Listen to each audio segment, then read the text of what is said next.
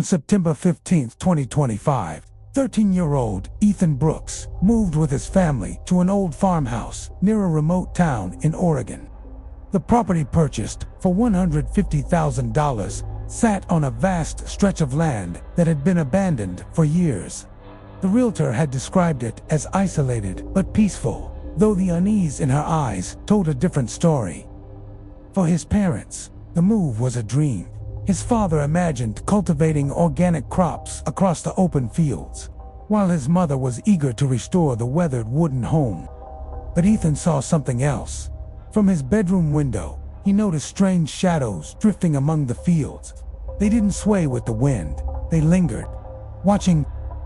Was this house truly a refuge, or did it hide a terror waiting to be uncovered? As the family unpacked boxes, that single question haunted Ethan, a question that, with each passing night, would grow into a waking nightmare. That first night after the move, Ethan stood at his bedroom window, gazing out across the fields. In the pale glow of the moon, he saw it, a shadow shaped like a human figure, illuminated for only a moment. But it did not sway with the wind. It simply stood there, watching. By morning, a new unease awaited him.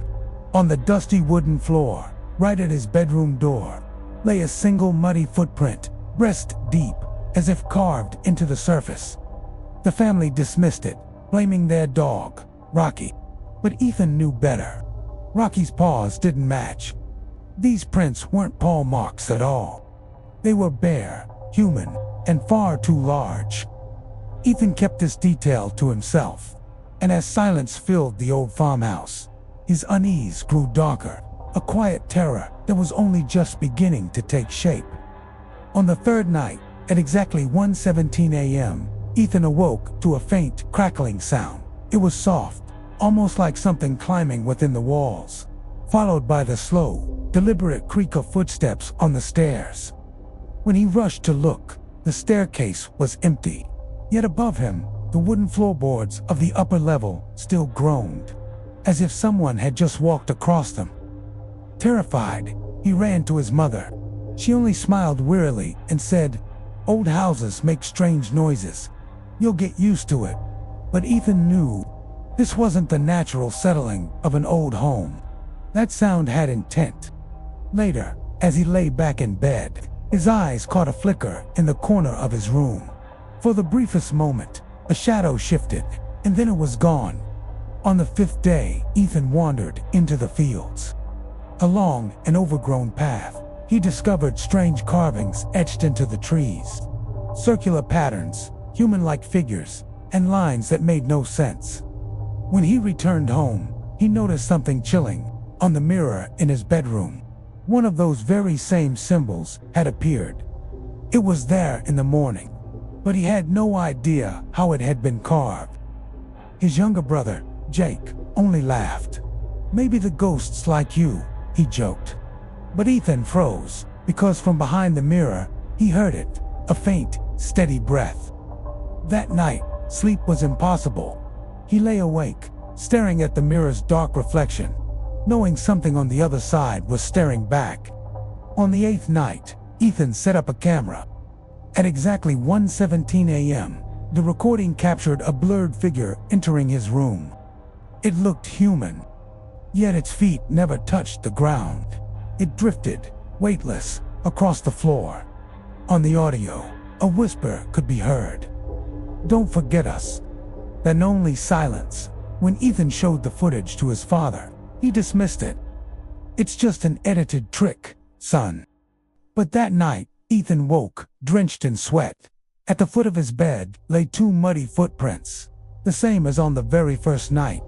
Between them rested a small piece of wood, and carved into it was one of those same haunting symbols.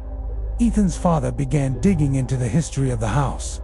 At the town library, he uncovered a series of old records. In 1972, a family who lived on the farm, a mother, a father, and their two children, had mysteriously vanished. The official police reports dismissed the strange footprints in the fields, labeling them as animal tracks. But the neighbors told a different story. They spoke of shadows drifting through the fields at night, and silhouettes appearing in the farmhouse windows. One witness even claimed the children had spoken of voices rising from the fields just before they disappeared. When Ethan heard this, a chilling thought struck him. The symbols carved into his room, the whispers in the night. Could all of it be connected to that missing family? On the 11th night, Ethan gathered his courage and placed the camera out in the fields. At 1:17 a.m., the recording revealed a group of figures. They looked like children, but their faces were empty, nothing more than hollow silhouettes. On the audio, a desperate plea echoed, "Stay with us." Then came a surge of laughter, distorted, rising, and endless.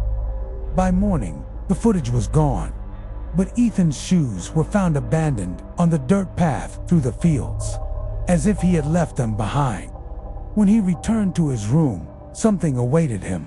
On his desk lay a torn piece of paper. Scrawled across it were 3 words, "We will return." This morning, September 28, 2025, at 11:10 a.m. Ethan's family is searching for their son. Every night, at exactly 1:17 a.m., the sound of climbing echoes through the house, while shadows twist and dance across the fields.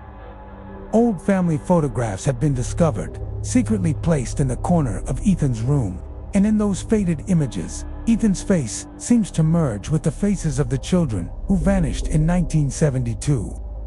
Some believe the spirits of that lost family have been calling to him. Others whisper of something darker, that these shadows serve a presence buried deep beneath the fields, something beginning to awaken. Ethan's shoes still remain on the dirt path, but Ethan himself is nowhere to be found. What did the note mean? What are the shadows waiting for? And now, what's your theory? Share it in the comments. Let's uncover this mystery together.